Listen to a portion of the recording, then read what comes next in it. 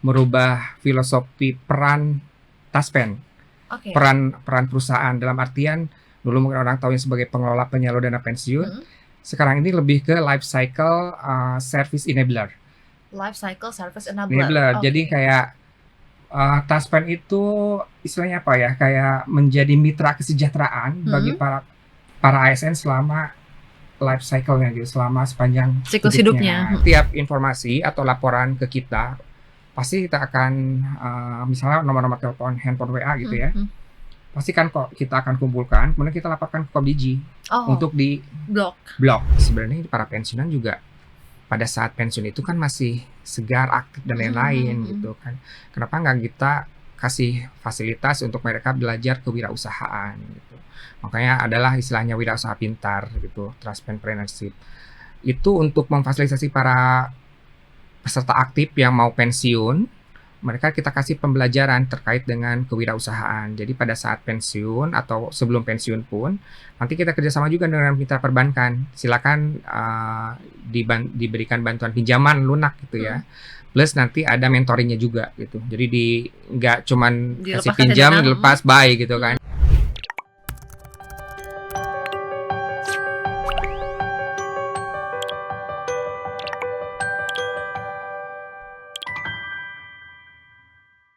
Halo Tribuners, jumpa bersama saya Geok Mengwan. Tribuners, kali ini kita bakal ngomongin soal PT Taspen. Seperti yang kita ketahui, kalau PT Taspen ini merupakan pengelola dana pensiun untuk ASN. Tapi ternyata seiring dengan perkembangan zaman, kemudian juga tantangan zaman serta kebutuhan masyarakat yang kian kompleks, PT Taspen bertransformasi dari sekadar pengelola dana pensiun menjadi arsitek ekosistem kesejahteraan digital yang terintegrasi bagi seluruh ASN mulai dari masa aktif hingga masa purna bakti dengan fokus pada financial security dan economic empowerment berupa kewirausahaan. Kita bakal membahasnya lebih lanjut karena sudah hadir di studio Tribun News Palmera Jakarta Corporate Secretary PT Taspen, Mas Hendra. Apa kabar, Mas? Alhamdulillah sehat. Gimana Mbak Gigi? Alhamdulillah. Sehat. Baik juga, walaupun udah pada libur ya, tapi kita tetap bekerja. Iya, aura-auranya udah aura perjalanan ini. udah aura-aura berwisata gitu ya. Betul. Tapi kita harus tetap semangat ya untuk Tribuners dan juga dilayani oleh Taspen gitu ya. Peserta Taspen. Peserta Taspen. Oke. Nah, seperti yang disampaikan tadi bahwa ada transformasi nih dari Taspen gitu ya, yang dikenal sebagai pengelola dana pensiun, tapi kini gencar membangun ekosistem digital terintegrasi. Nah, apa filosofi yang mendasari transformasi ini, Mas? Ya, oke, makasih Mbak Gege. Jadi sebagian kita ketahui kan Taspen itu udah mengelola dana pensiun puluhan tahun. Orang image-nya itu udah dana pensiun. Tapi seiring waktu kan yang namanya teknologi, perubahan demografi dan lain-lain, mau nggak mau kita juga harus ikutin gitu.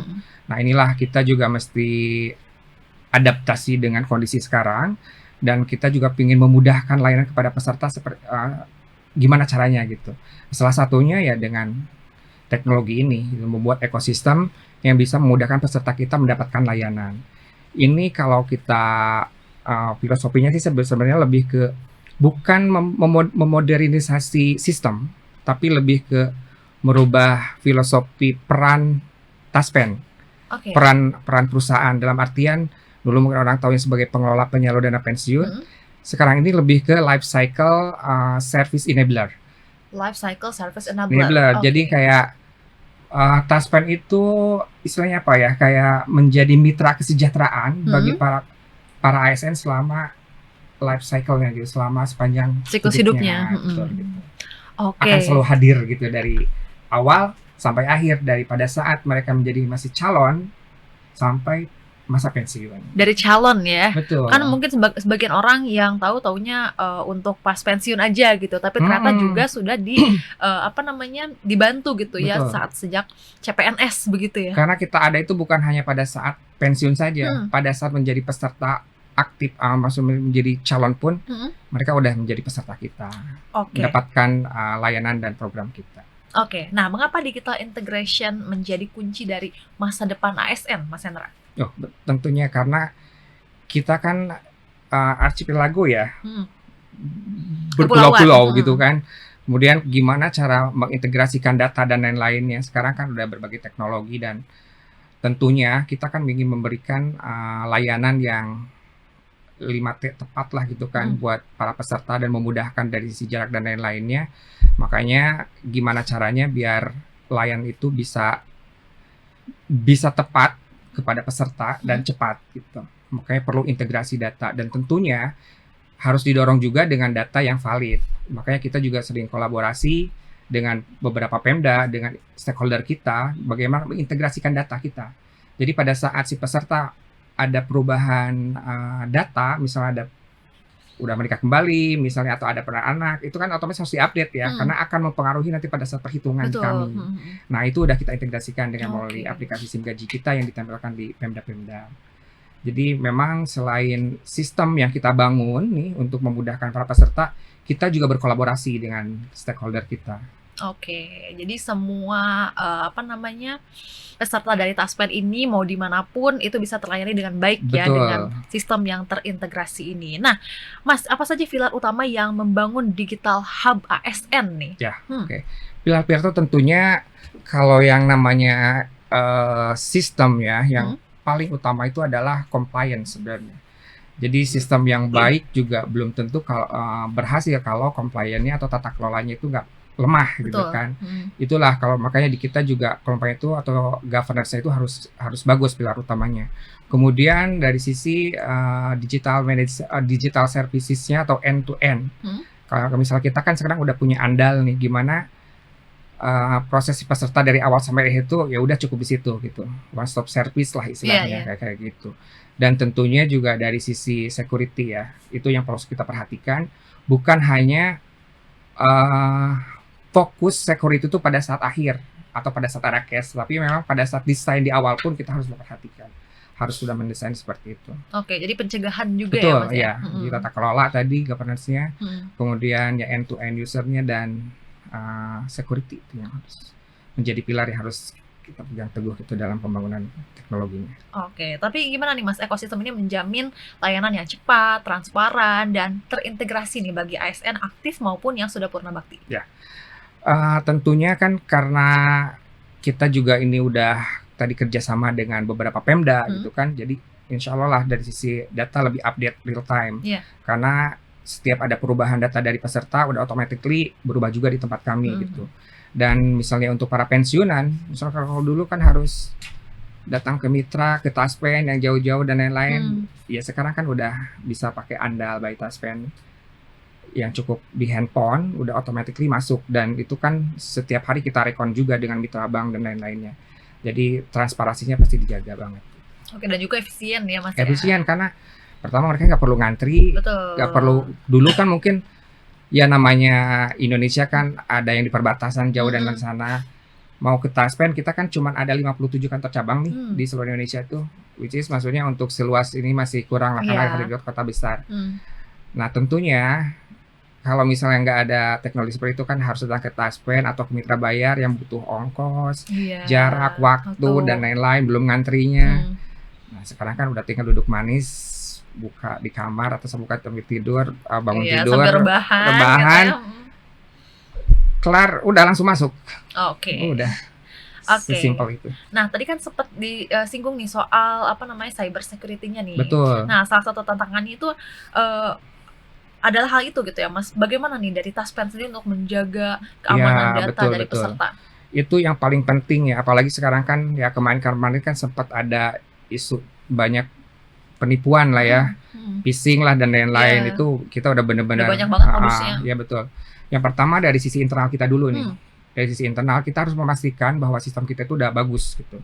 Jadi dari sisi GCG balik lagi tadi ke compliance, ke kepatuhannya, misalnya dari kewenangan nih, akses, kita kan nggak bisa semua akses dalam beberapa aplikasi itu semua bisa mengakses gitu kan. Ada batasan-batasan atau wewenangan siapa yang bisa mengakses, itu udah diatur. Kemudian dari tadi lagi dalam mendesain juga tidak hanya di akhir untuk sekuritasnya, tapi di awal pun udah kita preparing gitu kan. Dan tentunya istilahnya apa ya, semacam sosialisasi kepada internal Taspen sendiri tentang security atau gimana menjaga properti data-data kita di kantor. Salah satu kebijakan itu yang terbaru itu kemarin kita udah nggak bisa lagi akses melalui flash disk. Oh Jadi ya. karyawan itu udah nggak bisa lagi sembarangan colok-colok laptop pakai flash disk gitu kan. Itu salah satu yang untuk meminimalisir. Nah, kemudian dari sisi eksternal juga kita kan ikutkan ISO gitu kan untuk mensertifikasi lah sistemnya di kita. Kemudian kita juga kolaborasi dengan Badan Sandi Negara, kemudian dengan Komdigi kemarin, kemudian dengan Bareskrim, pokoknya semua kita jajaki untuk silakan audit sistem kita gitu kan. Alhamdulillah sih aman gitu kan. Nah, intinya kan minimal dari sisi taspen diri udah clear lah gitu kan. Nah, palingan untuk ke eksternalnya, ke para pensiunannya ya kita bikin dari sisi corporate secretary, kita bikin campaigns yang tahan, pastikan dan laporkan gitu. Yang kita gencarkan biar para peserta itu agak hati-hatilah kalau misalnya dalam menerima sesuatu hal yang dianggap meragukan gitu. Oke. Tahan, pastikan, laporkan. Betul. Tahan itu apa Mas? Tahan itu kadang kan kalau misalnya orang dapat WA atau Pak ini segera nih update diri, kalau enggak nanti bakal diputus. Orang kan langsung panik nih. Oh iya. Iya. Tahan dulu, tenang. Jadi biar karena kan orang kalau PDU itu biasa kan nge-push kan biar ke distract gitu otak kita gitu kan. Ini harus tenang dulu gitu kan. Kemudian pastikan. Nah, pastikan itu benar gak informasi ini. Hubungi kontak center kita, call center kita di 15999 itu. Kalau misalnya udah oh ini penipuan, ya udah laporkan. Jadi antara dia itu penipuan atau tidak ya laporkan biar kita juga dapat tindak lanjuti lah gitu. Karena setiap informasi atau laporan ke kita pasti kita akan misalnya nomor-nomor telepon, handphone WA gitu ya. Pasti kan kok kita akan kumpulkan, kemudian kita laporkan ke Komdigi untuk di blok. Dan tentunya ada mekanisme juga ya di Komdigi, dicek dan lain-lain. Tapi minimal dari kita ada effort untuk melaporkan nomor telepon sama nomor-nomor rekeningnya untuk segera ditindak lanjut oleh Komdigi. Gitu. Oke, sejauh ini laporannya berupa apa Mas? Mungkin ada yang bisa di-share nggak? Misalkan yang laporan yang yang cukup menghebohkan lah kayak gitu. Biasanya tuh berupa telepon kah atau misalkan WA kayak klik link kayak gitu-gitu? Jadi banyak macam sekarang itu kan yang namanya penipu kan mungkin pintar gitu ya cari-cari. Ada yang misalnya lewat ini SMS misalnya Bapak Ibu segera update data diri, kalau tidak nanti bulan depan akan diputus pembayaran pensiunnya. Pada saat kita klik linknya itu, ini kalau informasi dari Bareskrim ya. Kalau misalnya untuk handphone selain iPhone itu biasa akan langsung blank. Udah. Data-data bukan hanya data. M-Banking-nya itu udah 3 kosong. Oh gitu langsung. Makanya mesti hati-hati ya kalau misalnya dapat kiriman-kiriman yang WA nomor kita, nomor yang nggak dikenal. Ya udah mesti dipastikan dulu.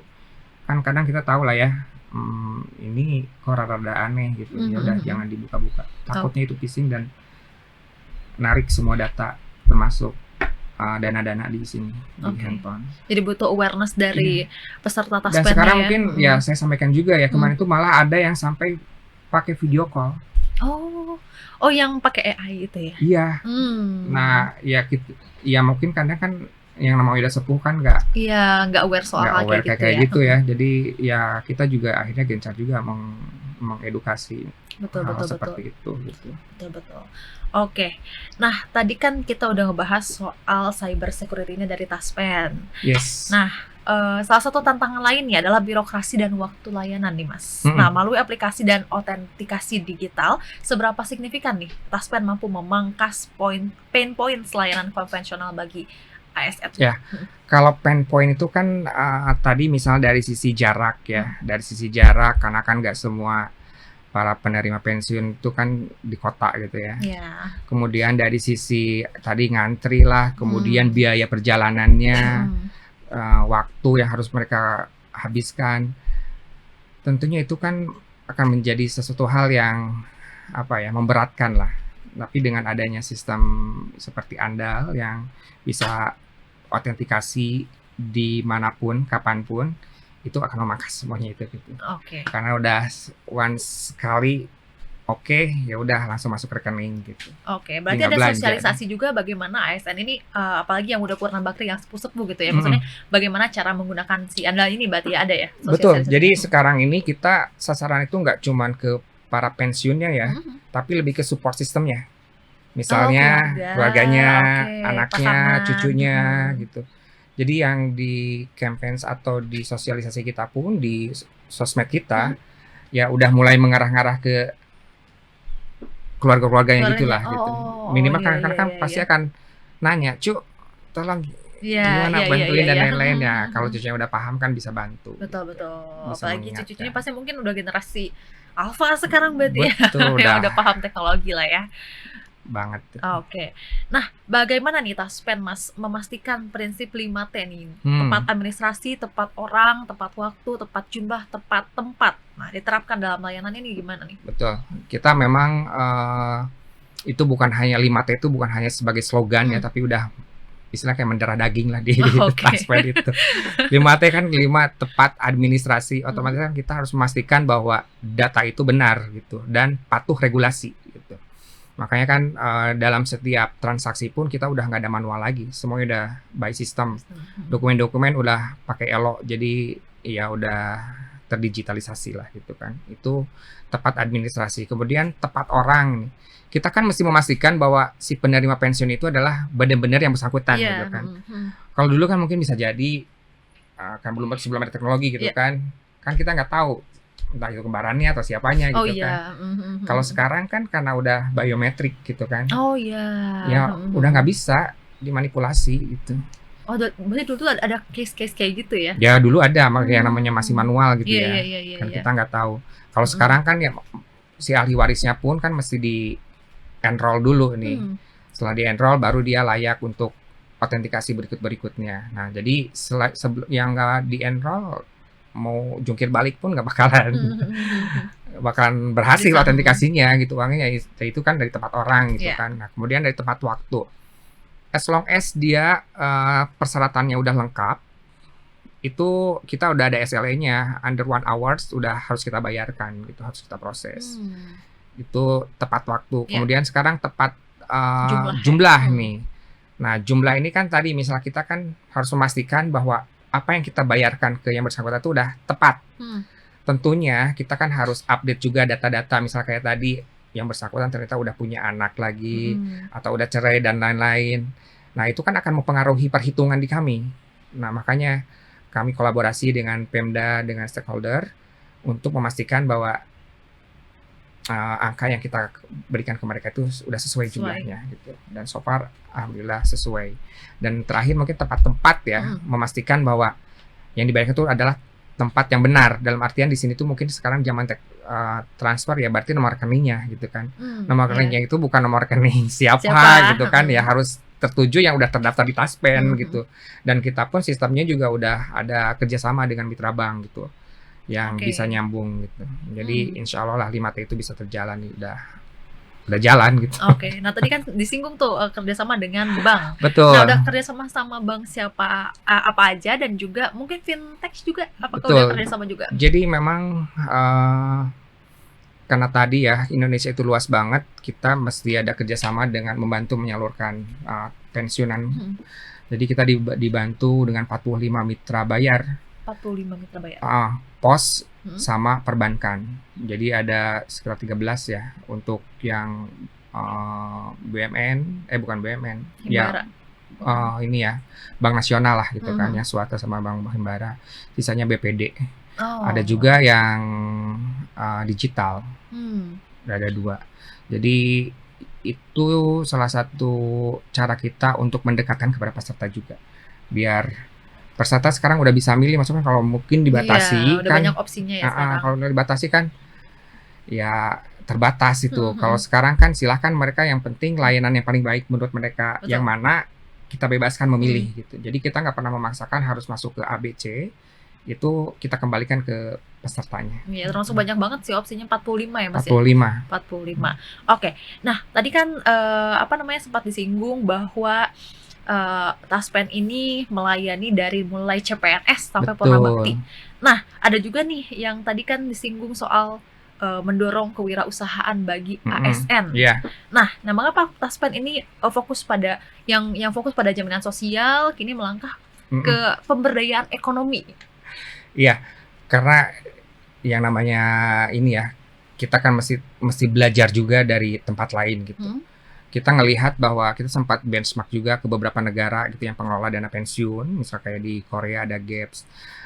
Di sana itu kalau misalnya untuk pengelolaan programnya itu ya udah hal yang wajib lah yang harus mereka eksekusi gitu kan. Tapi benefit apa lagi yang mereka bisa berikan selain dari program yang wajib itu gitu kan.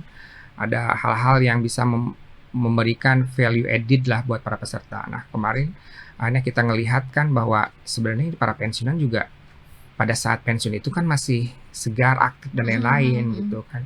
Kenapa nggak kita kasih fasilitas untuk mereka belajar kewirausahaan gitu. Makanya adalah istilahnya wirausaha pintar gitu, Trustpreneurship. Itu untuk memfasilitasi para peserta aktif yang mau pensiun, mereka kita kasih pembelajaran terkait dengan kewirausahaan. Jadi pada saat pensiun atau sebelum pensiun pun, nanti kita kerjasama juga dengan mitra perbankan. Silakan diberikan bantuan pinjaman lunak gitu ya. Plus nanti ada mentoringnya juga gitu. Jadi nggak cuman kasih pinjam dilepas bye gitu kan. Tapi memang ada mentor yang di satu tempat itu udah berhasil lah, dia akan ngebantu lah gimana biar tambah sukses gitu. Oke, nah pendampingan itu berarti berapa lama kalau pendampingan yang itu kita serahkan kepada masing-masing mitra bayarnya ya. Yang jelas kan harapannya sampai mereka mandiri lah gitu, paham terkait. Oke, berarti dari mulai awal menjadi PNS udah bisa. Nah, kalau kemarin-kemarin itu kan kita fokusnya itu ke yang mau pensiun ya. Ini mungkin sekarang kita mau coba geser gitu. Jadi yang baru masuk ya harusnya mereka juga udah mulai bisa mempersiapkan ya wirausaha gitu, kita buka gitu.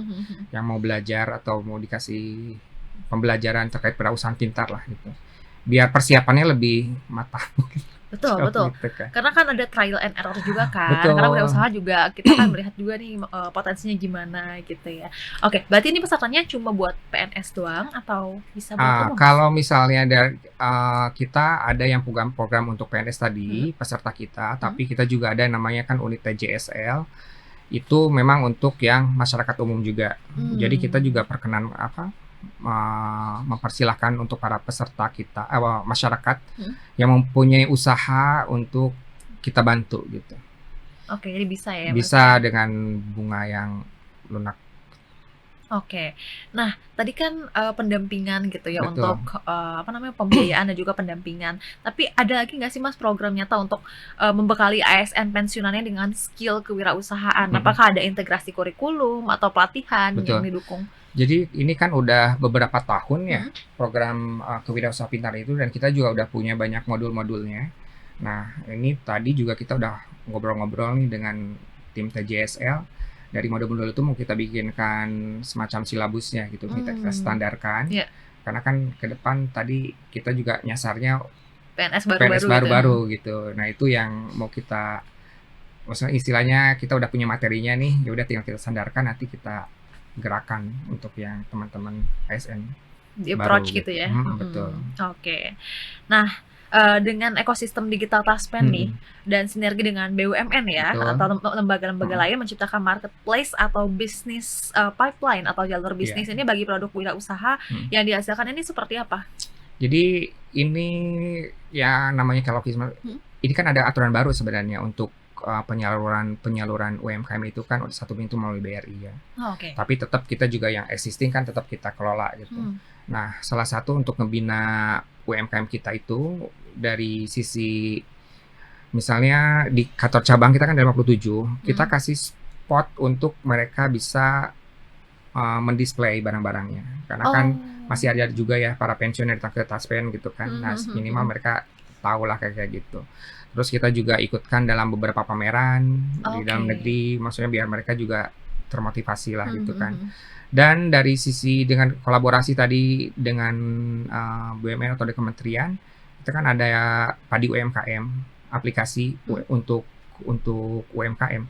Jadi mereka bisa dari kantor di si UMKM itu propose ke kantor cabang Taspen, nanti kantor cabang Taspen mengusulkan ke kantor pusat di Taspen, nanti dari kita yang akan mencoba membantu untuk masukkan di Padi UMKM. Itu salah satu platform UMKM ya itu yang bisa memfasilitasi para UMKM biar bisa lebih dikenal gitu produknya. Betul. Berarti kalau misalkan yang pamerannya itu sendiri dalam setahun bisa beberapa kali, Mas? Ya kalau sebelum pandemi kan sering ya. Oh, setelah Sekarang pandemi agak sedikit berkurang gitu ya? karena kalau pandemi ya kita menyesuaikan lah karena ada beberapa aja jadi nggak terlalu banyak sekarang tapi masih ada gitu. Oke, oke.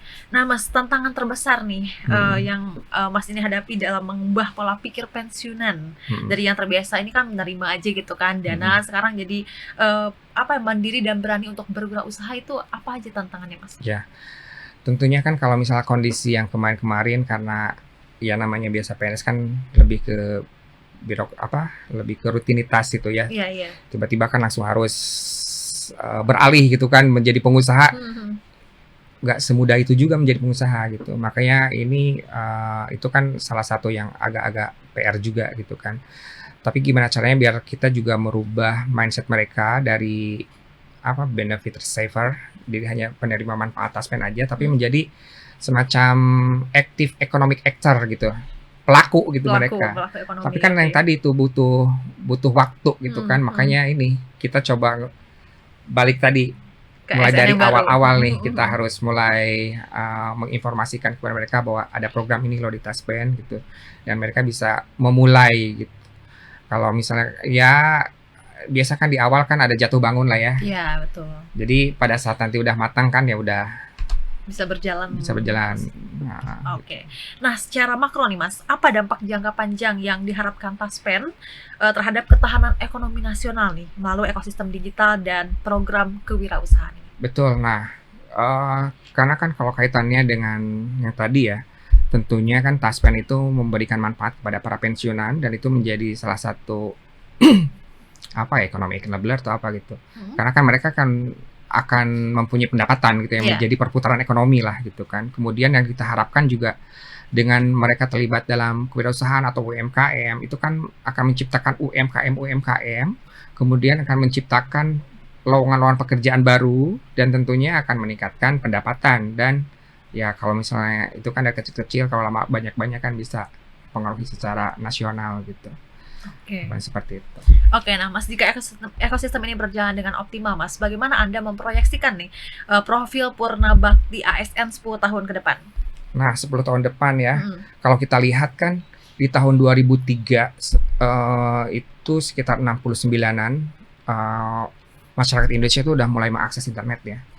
Di tahun 2024 malah meningkat menjadi 72, dalam artian kan berarti udah melek banget gitu ya secara teknologi dan secara inilah. Berarti kan ASN sekarang nih yang nanti mau pensiun sudah mulai artian udah paham lah secara teknologi dan lain-lainnya. Dan tentunya dengan dukungan dari sekarang dari Taspen, programnya, mereka akan jauh lebih mandiri gitu. Oke. Nah, apakah mereka ini akan produktif berarti ya dibanding generasi sebelumnya dengan melek teknologi itu, Mas? Tentu. Karena kan kalau bisa kita komparasi ya, untuk yang pensiunan yang eksis sekarang kan ada yang 70 tahun, 80 tahun. Ada program kita juga karena yang namanya digital itu kan belum tentu diterima juga oleh semua peserta kita. Ya kita juga menyesuaikan, nggak memaksakan semuanya harus autentikasi gitu kan. Ada keterbatasan misalnya yang bersangkutan udah sepuh, sakit dan lain-lain. Kita ada namanya layanan kunjungan nasabah. Jadi nggak melalui teknologi tapi kita approach, kita datangin gitu kan. Nah itu kan ya kita kan boleh saklek juga ya, kita ngelihat-lihat dulu gitu. Betul, kan customer kita ya. Gitu. Dan ya itu salah satunya. Jadi memilah gitu. Jadi udah kita harus memapping peserta kita mana aja bisa digitalisasi, mana yang tidak. Tapi kalau untuk yang next ya akan menjadi calon pensiun nanti, kalau dilihat dari kondisi sekarang sih harusnya udah semakin menipis untuk tidak terdigitalisasi. Oke. Nah, Mas Hendra, sebagai penutup, apa pesan kunci Anda kepada seluruh ASN di Indonesia, baik yang muda maupun yang menjelang pensiun, mengenai peran Taspen dalam merencanakan dan menjamin masa depan ASN? Jadi kalau masa depan ASN itu kan masa depan yang terencana, terlindungi, dan tetap produktif gitu. Jadi Bapak Ibu ASN dan para pensiunan, disinilah peran kami Taspen gitu. Kami hadir di sini untuk menemani Bapak Ibu selama sepanjang awal karir sampai masa-masa pensiun itu. Kami pastikan bahwa program kami itu dan Bapak Ibu selama sepanjang hidup itu akan terlindungi gitu, dari saat aktif maupun sampai pensiun, karena kita ada program yang masih aktif JKK-JKM sama yang pensiun. Jadi insya Allah Bapak Ibu tenang gitu, apalagi dengan Taspen, karena Taspen selalu andal. Oke, mantap. Andal melayani. Anda dalam melayani. Oke, terima kasih banyak Mas Hendra atas penjelasannya, dan tadi semoga Tribuners dan juga peserta Taspen ini bisa memahami ya bagaimana nanti proyeksi ke depannya begitu ya Mas ya. Oke, dan juga yang muda-muda nih udah mulai bisa nih untuk membangun wirausaha gitu ya. Terima kasih banyak Mas Hendra. Terima kasih Mbak Gege. Baik, Tribuners, studio konten kita kali ini. Saksikan tayangan lainnya di kanal YouTube Tribun News. Saya Geok Mengwan, pamit undur diri. Sampai jumpa. Download Tribun X sekarang. Menghadirkan lokal menjadi Indonesia.